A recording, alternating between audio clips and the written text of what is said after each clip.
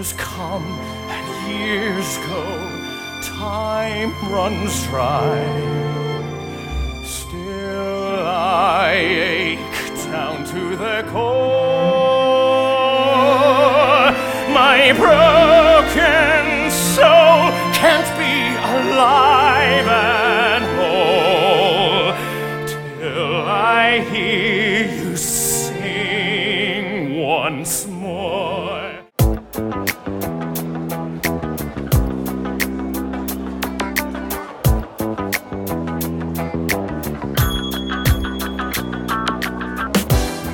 It was amazing tonight, honestly.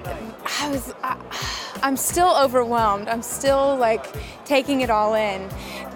People are asking, are you relieved that it's over? No, I feel like still so on fire, and the electricity that I felt tonight from the audience was unbelievable. Thank God I didn't know about this beforehand, because I wasn't that nervous tonight. I kind of enjoyed the show.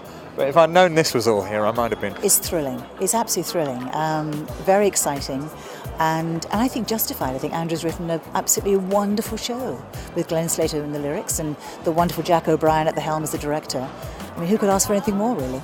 This is a piece I'm very proud of, I have to say. I think it's maybe more three-dimensional in terms of the characterization than the original piece was, which really is a version of Beauty and the Beast, but a bit of a twist. But this one really does develop the characters in a way that I didn't have the opportunity to do in the old one.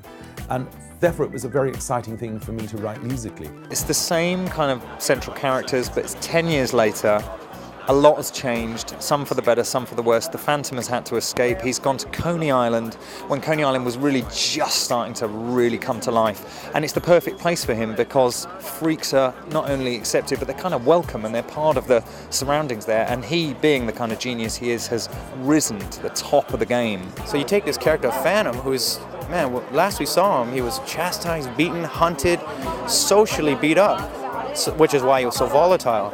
10 years later, it's completely a 180 turn, and almost like celebrated for the same reasons he was beaten for. And the thing that Love Never Dies does is it re-examines love and, you know, the relationship that Christine and the Phantom had. Not conventional, very, you know, interesting and crazy and not safe or anything. You know, for me, having played Christine before, it's fun to examine how much she has grown in 10 years. Andrew played me some of the music he had written, and I was completely blown away and immediately sucked in. And it's been a fantastic experience.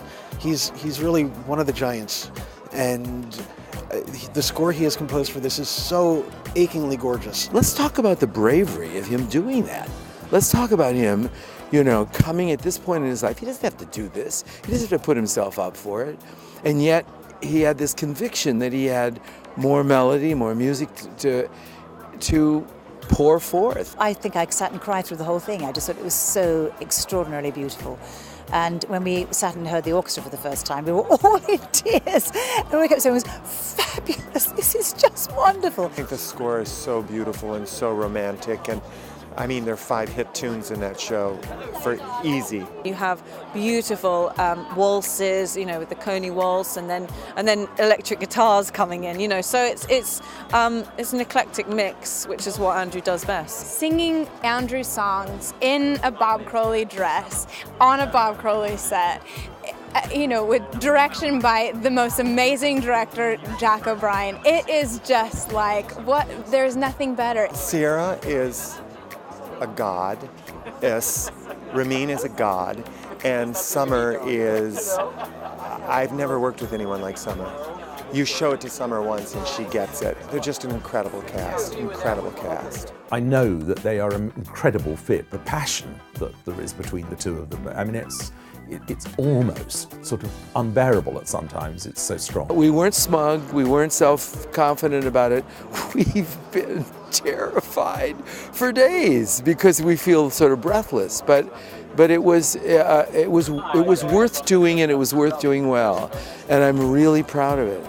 Yes, it's a very tough act to follow, but nobody ever thinks that the work they're going to do can ever be bigger than the one that they do before, if you're lucky enough, like I had, to have such a huge thing as Phantom was. Obviously, people do hold Phantom of the Opera so close to them. I think that if they come with an open mind, that's probably best, because it's very different from the first one. You know, we're set in Coney Island where there's electricity and, you know, rather than the romanticism of Paris, it's a completely different thing. The point is, we're not doing a remake. If we were doing a remake, yeah, we're totally setting ourselves up to be compared and we could take it on the chin. But this is not that at all.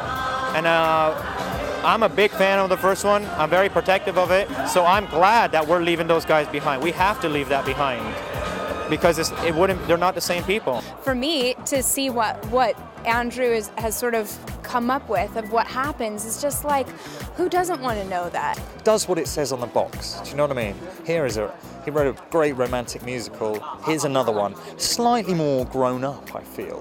Three-dimensional, psychologically sort of, you can buy things. You go, okay, all the dots join up, you know. But it's still what it says on the box. It's a gorgeous musical.